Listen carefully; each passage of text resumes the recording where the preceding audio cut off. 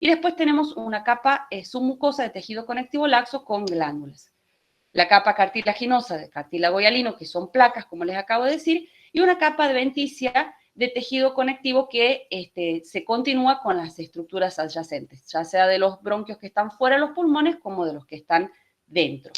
Acá lo que tenemos es una microfotografía, aquí abajo aumento y acá mayor aumento con hematoxilina y eosina. Fíjense que esta es la luz del bronquio y abajo aumento lo que nos llama la atención o lo que podemos ver muy claramente son estas placas de cartílago.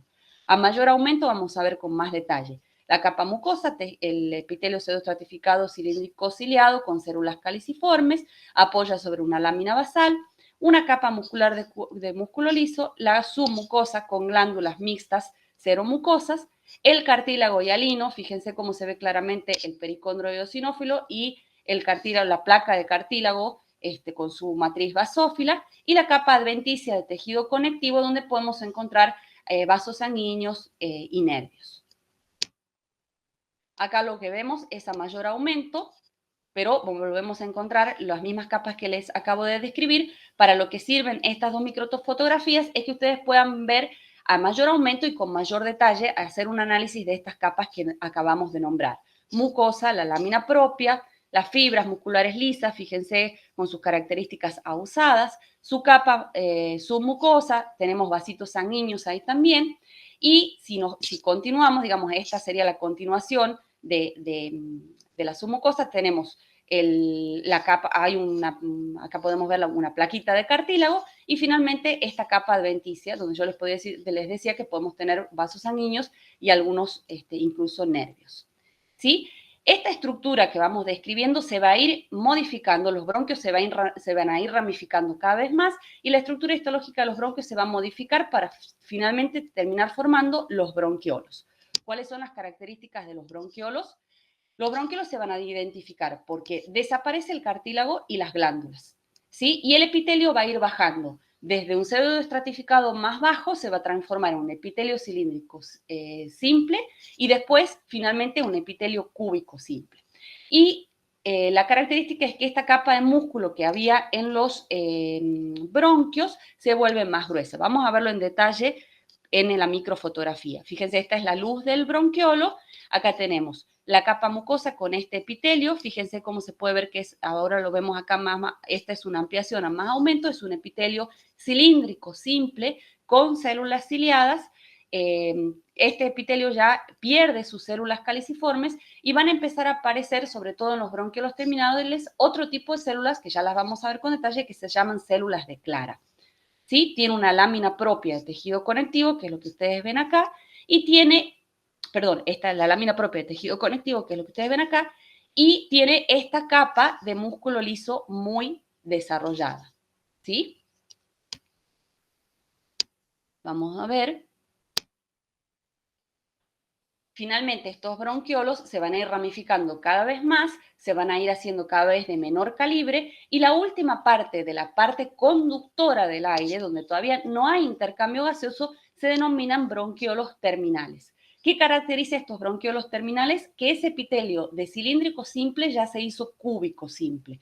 Es un epitelio con células ciliadas y muchas células de Clara, que son estas que muestra acá la cabeza de flecha, porque ya las vamos a ver en detalle, tienen esas protrusiones hacia la luz del bronquiolo. También seguimos observando músculo liso, que lo podemos observar acá en esta microfotografía más aumento, o en esta menos aumento lo observamos. Estos bronquiolos terminales, como les decía, están formados por menos cantidad de células ciliadas y más cantidad de células de Clara. Estas células de Clara tienen una función secretora, secretan una lipoproteína, que es un agente tensioactivo que impide el colapso. Ustedes imagínense que estos bronquiolos ya tienen un calibre muy, muy, muy pequeñito. Entonces, lo que hacen estas células es secretar ese agente lipoproteico para que no se colapsen, para que no se cierren, para asegurar el pasaje del aire hacia la porción respiratoria. Como tienen un componente, como este agente lipoproteico tiene un componente de proteína, tienen un retículo endoplasmático rugoso bien desarrollado, complejo de Golgi prominente, Acá, acá tienen un esquema de su ultraestructura y hacia la región apical tienen esas vesículas de secreción. Y como tienen un componente lipídico, también tienen retículo endoplasmático liso, también desarrollado en estas células. Fíjense que esta es una microfotografía a mucho aumento de estas células de clara y tienen esa protrusión que yo les decía hacia la luz, y acá podemos ver en su citoplasma apical esos gránulos de secreción. Y si hacemos una microfotografía electrónica de barrido, fíjense que estas protrusiones bien globosas, las que muestran las flechas, son las células de clara. Y todavía quedan algunas células ciliadas. ¿Ven ahí? Estas podemos ver los cilios. Ahora, estos bronquiolos terminales, como yo les decía, eran la última parte del sistema conductor. Ahora vamos a pasar al sistema, a la porción respiratoria del sistema respiratorio. El aire se conduce hasta el bronquiolo terminal y a partir de acá ya empieza a haber cierto grado de intercambio gaseoso. La porción respiratoria entonces está representada por bronquiolos respiratorios, conductos y sacos alveolares y los alveolos. Y la función es intercambiar el oxígeno de ese aire inspirado por el dióxido de carbono de la sangre. Vamos a ver entonces ahora con más detalle cada una de estas partes. La porción respiratoria, fíjense, acá tenemos un bronquiolo terminal, que todavía esta es porción conductora. Este se va a continuar con el bronquiolo respiratorio. Y a su vez, los bronquiolos respiratorios van a desembocar en conductos alveolares y los conductos alveolares van a finalizar en los alveolos. El bronquiolo respiratorio, vamos a ver con más detalle, se denomina bronquiolo respiratorio porque, fíjense, que lo que sucede es que en su pared empiezan a aparecer alveolos. Entonces, ya en esta región tiene capacidad de que se produzca algún tipo de intercambio. No es el más eficiente, pero sí ya tenemos estructuras respiratorias en su pared. Y por eso se denominan bronquiolos respiratorios. Fíjense cómo tiene este epitelio cúbico simple que se ve interrumpido eventualmente por la presencia de los alveolos. Acá lo pueden ver en otra microfotografía. Este es la pared del bronquiolo respiratorio. Acá tenemos todavía presencia de un poco de músculo. Y fíjense cómo este epitelio cúbico simple se interrumpe por la presencia de alveolos en su pared. Estos bronquiolos respiratorios ya tienen casi todas, ese epitelio cúbico ya está representado casi todo por células de clara y muy poquitas células ciliadas. Bien, entonces estos bronquiolos respiratorios se abren en los conductos alveolares. Los conductos alveolares, que están representados acá por CA, ¿sí?, surgen a partir de un bronquiolo respiratorio y se van ramificando para formar los sacos alveolares, que son estos que ustedes ven acá, y estos sacos alveolares son los que ya en su, digamos, son como un atrio, un lugar donde desembocan todos estos alveolos. O sea, es un espacio rodeado por cúmulos de alveolos, que son todos estos que ustedes están viendo acá. Entonces vamos a entrar en detalle ahora de cómo es la pared o cómo está formada la pared de los alveolos. Los alveolos tienen un epitelio que es un epitelio simple plano. Está compuesto por dos tipos celulares, los neumocitos tipo 1 y los neumocitos tipo 2. Y los neumocitos tipo 1 son los que forman ese epitelio simple plano. Precisamente son células planas, alargadas, fíjense, las ven acá, con sus núcleos alargados y con un pequeño reborde de citoplasma que va a formar la pared del alveolo. Intercalados entre estos neumocitos tipo 1 encontramos los neumocitos tipo 2, que ya son células de forma más cúbica, ¿sí? Acá tenemos, bueno, fíjense, acá tenemos un espacio aéreo, otro espacio, otro. Entre los alveolos vamos a encontrar tejido conectivo en donde donde se van a localizar los capilares en íntima relación con los alveolos para que precisamente se pueda producir ese intercambio que ya vamos a ver cómo se produce o las estructuras que tiene que atravesar el aire para que se produzca el intercambio. En esos tabiques de tejido conectivo se encuentran también poros, que son los que permiten que el aire pase de un alveolo a otro y que se denominan poros alveolares o de Kohn.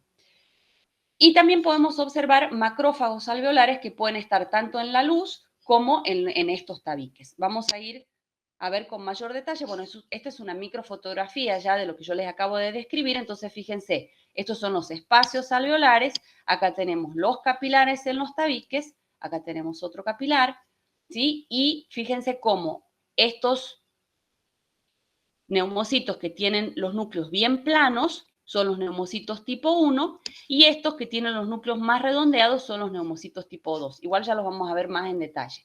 Acá también podemos encontrar macrófagos alveolares y acá tenemos los capilares y no sé si acá les marca alguna célula endotelial, bueno, pero acá podemos ver en el capilar que también tienen ese epitelio plano, que ya lo van a ver más en detalle ahora cuando la profesora les hable del sistema circulatorio.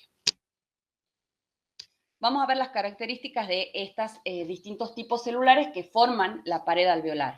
Hablábamos de neumocitos tipo 1, son las que forman ese epitelio plano, entonces son células planas, muy delgadas, su núcleo también es aplanado. Fíjense que acá estamos viendo, estas flechas nos muestran, tienen citoplasmas muy delgaditos que forman estas líneas bien aplanadas, ¿sí? Y sus núcleos también, acá lo podemos ver en el esquema, sus núcleos son también aplanados. Entre los neumocitos tipo 1 se encuentran intercalados los neumocitos tipo 2, que ya vamos a ver cuáles son sus características. Se encuentran unidas entre sí por uniones ocluyentes para formar una real barrera, ¿no es cierto?, entre el espacio aéreo y los capilares. Son células con muy poca actividad metabólica, en realidad su función es ser así sumamente delgadas para que ahí se pueda producir el intercambio y su citoplasma, como ya vamos a ver, va a formar parte de esa barrera de difusión entre la sangre y el aire. Fíjense cómo acá se ubican los capilares y forman el endotelio, que también es un epitelio simple plano. Acá podemos ver, ya lo vamos a describir, pero acá también en este esquema podemos ver las células o los neumocitos tipo 2 y macrófagos alveolares. Veamos entonces un poquito la característica de estos neumocitos tipo 2 y cuál es su función. Los neumocitos tipo 2 secretan otro tipo de agente tensioactivo, al igual que las células de Clara secretaban esa lipoproteína para evitar que se colapsen los bronquiolos terminales, los neumocitos tipo 2 secretan una sustancia denominada surfactante que también evita que se colapsen los alveolos. ¿Sí? Entonces tiene una característica ultraestructural, fíjense, este es un esquema y acá ya tenemos dos microfotografías abajo y a mayor aumento. Estas células tienen características de célula secretora con abundante retículo endoplasmático rugoso y Golgi desarrollado y generan estas estructuras o vesiculares que se denominan cuerpos laminares, que fíjense, acá los vemos con estas letras G, pero si los vemos a mayor aumento vemos que tienen esas estructuras de laminillas en su interior y de ahí su nombre de cuerpos laminares. Fíjense que también podemos ver su forma, son células más bien cúbicas, ¿no es cierto?, con núcleos grandes. Y lo que es importante es que este tipo celular es el que da origen a los neumocitos de tipo 1. Otro tipo celular que podemos encontrar en los alveolos son los macrófagos, que ya los veníamos nombrando y los veníamos viendo. Los macrófagos, ¿de dónde se originan? ¿Se acuerdan? De los monocitos de la sangre. Estos macrófagos van a migrar al tejido conectivo que se encuentra entre los alveolos y de allí van a poder moverse entre el tejido conectivo de los tabiques y a través del epitelio de los alveolos hacia el espacio alveolar. Lo podemos ver acá, fíjense, estos están en los tabiques, estos que ustedes observan acá, son macrófagos que han fagocitado partículas, por ejemplo, de polvo, partículas de carbón, tienen la función de, obviamente, limpiar, ¿no es cierto?, todo lo que pueda venir del exterior. Entonces, por eso esto que ustedes ven acá están de color oscuro. Otra función también es de fagocitar algunos eritrocitos que pueden estar en los tabiques alveolares y por eso algunos se observan como estos que ustedes ven acá, este o estos de acá, con un citoplasma un poco más rosado o anaranjado porque tienen el pigmento de hemosiderina que deriva de los eritrocitos que fueron fagocitados. Y fíjense cómo estos de acá se observan en la luz de los alveolos, son los macrófagos alveolares, y estos son los macrófagos intersticiales o septales porque se ubican en los tabiques o septos de tejido conectivo. Bien, entonces, para terminar terminar de entender la histología de los alveolos y dónde se va a producir el intercambio gaseoso, fíjense que el tabique alveolar digamos que la barrera alveolo-capilar se encuentra o forma parte del tabique alveolar. Pero dentro del tabique alveolar podemos tener una porción gruesa o una porción delgada. La porción gruesa, que es esta que ustedes ven acá, fíjense, esta es la luz del alveolo hasta acá, y esto es un capilar, esto es otro capilar, y esto es otro. Entonces, el alveolo tiene esta pared alveolar que es gruesa, fíjense donde tenemos el surfactante, tenemos el epitelio plano del alveolo, ¿no es cierto? Y acá tenemos un tabique de tejido conectivo representado por colágeno, acá tenemos fibras elásticas y después tenemos el epitelio plano del capilar. Esa sería la porción gruesa, pero la porción delgada no presenta tejido conectivo entre la luz del alveolo y la luz capilar, y ahí es donde se produce el intercambio gaseoso. Entonces vamos a ver con mayor detalle cómo es esa porción delgada o cómo está formada para constituir lo que se denomina barrera alveolo-capilar o hematogaseosa.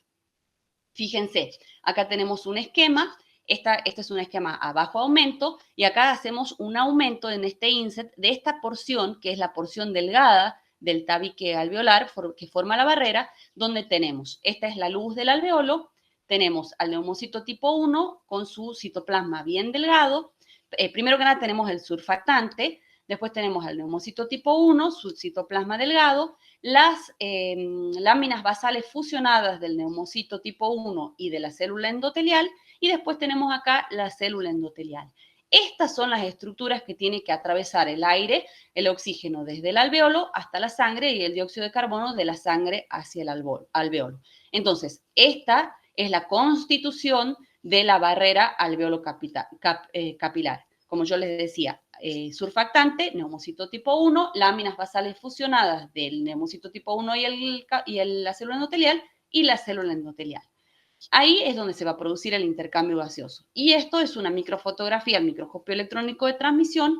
Esta es la luz del alveolo, esta es la luz del capilar, y fíjense, este es el epitelio, lo que forma el epitelio plano, este es el citoplasma del neumocito tipo 1. Después tenemos las láminas basales fusionadas del neumocito tipo 1 y la célula endotelial, y aquí tenemos la célula endotelial. Entonces, para terminar, vamos a ver desde el punto de vista histológico la estructura que nos falta, que es la que recubre a los pulmones. Ustedes ya han visto la pleura desde el punto de vista anatómico. Saben que la pleura es una bolsa, digamos, que rodea los pulmones y que está compuesta por dos capas, que tiene lo que se denomina un espacio virtual entre ellas, que tiene un líquido y cuya función es evitar, digamos, o favorecer que con los movimientos, digamos, de inspiración y expiración, no se produzca el roce, ¿no es cierto? No se produzca como favorecer una buena respiración sin que se produzca el roce entre las estructuras. Por eso es el líquido que hay entre las dos pleuras. Ahora, este esquema les sirve para ver que tenemos una pleura visceral que recubre al pulmón y una pleura parietal que recubre a la pleura visceral, y ahí entre esas dos está ese espacio virtual que yo les decía. Me interesa que lo veamos desde el punto de vista histológico. Fíjense que este es el tejido pulmonar, acá tenemos los alveolos, y recubriendo, esta es la pleura visceral. Fíjense, esta pleura está formada por una capa de mesotelio, que es un epitelio simple plano, que apoya sobre una lámina propia de tejido conectivo, con las mismas características de tejido conectivo que ustedes ya estudiaron, fibroblastos, fibras de colágeno, ¿sí? Esta es la porción de pleura visceral. Así está formada lo que se denomina una túnica serosa, ¿sí? Nosotros veníamos hablando de adventicia, que es solamente tejido conectivo. Bueno, ahora ya estamos hablando de un recubrimiento de tipo túnica serosa, tejido conectivo recubierto por el mesotelio. Y por fuera de esta pleura visceral está la parietal, que también es un mesotelio con tejido conectivo submesotelial, que es un poquito más grueso y más fibroso que el de la pleura visceral. Y ya terminamos rápidamente para que le quede tiempo a la profe María Teresa. Solamente quiero puntuarles algunas enfermedades que se producen en los pulmones. Por supuesto que hay muchas, estas son como las más características, las que ustedes van a escuchar, con las que ustedes pueden haber estar familiarizados por una cuestión de que son las más frecuentes. Hablamos de EPOC, que es la enfermedad pulmonar obstructiva crónica y que está representada por dos formas, ¿no es cierto? Una que se denomina enfisema y otra que es la bronquitis crónica. Pueden aparecer aisladas, pero generalmente si avanza la enfermedad, una deriva en la otra. El enfisema es un agrandamiento de los espacios alveolares y finalmente con rotura de la pared de los alveolos. Imagínense que eso disminuye enormemente la capacidad respiratoria y de intercambio del pulmón. Y la bronquitis crónica es una inflamación que se produce más a nivel de los bronquios con un aumento de la secreción de moco, que es lo que hace que se taponen los bronquios y por supuesto esto es en la porción respiratoria y esta es en la conductora, pero ambas hacen que no se pueda producir el intercambio. En este caso ya por obstrucción y no puede llegar el aire. Si lo vemos desde el punto de vista histológico, fíjense, lo que vemos acá es engrosamiento de los tabiques, ¿sí? Y de la pared de los vasos sanguíneos. Hay una dilatación de los espacios alveolares, rotura parcial de las paredes de estos alveolos y se observa una gran celularidad dentro de los alveolos representada principalmente, pero no solamente por macrófagos, sino también por las células que forman parte de la pared y que se empiezan a romper. Si hablamos de bronquitis, fíjense que lo que pasa acá es que hay como aumenta la secreción de moco, esa secreción de moco aumenta porque hay una hiperplasia de células caliciformes. Fíjense que este epitelio ya casi ni tiene células ciliadas. Es todo clarito, se tiñe todo clarito porque en realidad son todas células caliciformes que secretan mucho moco y a su vez hay un engrosamiento de la capa de las glándulas mucosas que estaban por debajo, ¿se acuerdan? Que estaban en la submucosa de los bronquios. Bueno, entonces ahí es un aumento de la secreción mucosa que tapona los bronquios y no permite que llegue el aire. Y la otra característica de esta bronquitis del EPOC es que este epitelio pseudoestratificado, cilíndrico ciliado, que tiene toda esa funcionalidad, sufre una metaplasia. Ustedes esto ya lo han visto en el práctico pasado. ¿Qué significa? Hay una metaplasia escamosa, un reemplazo de este epitelio normal por un epitelio estratificado plano, que es lo que están viendo acá en la flecha. Y finalmente, otro tipo de enfermedad que es característica del pulmón es la neumonía. Como su nombre lo indica, tiene que ver con una inflamación aguda del pulmón. Justo ustedes han estudiado para el práctico pasado todas las características de una inflamación aguda y fíjense que la podemos ver representada en este tipo de tejido. ¿Qué es lo que pasa? Fíjense que estos son los espacios alveolares. Todos esos espacios alveolares se llenan de un exudado, que son estas flechas que ustedes ven acá, que tiene principalmente neutrófilos, fibrina, eritrocitos, y si vemos acá un agrandamiento de esa región, vemos que hay una dilatación de los vasos sanguíneos, ¿sí? De los capilares en este caso, y cómo está este espacio aéreo ya está, en vez de estar limpio, está lleno de este material inflamatorio, ese exudado, y cómo podemos ver que está representado por los neutrófilos y podemos tener también algunos eritrocitos. Bueno, creo que hemos podido darle en la mitad del tiempo, si le quede el resto para que la profe pueda dar la otra clase.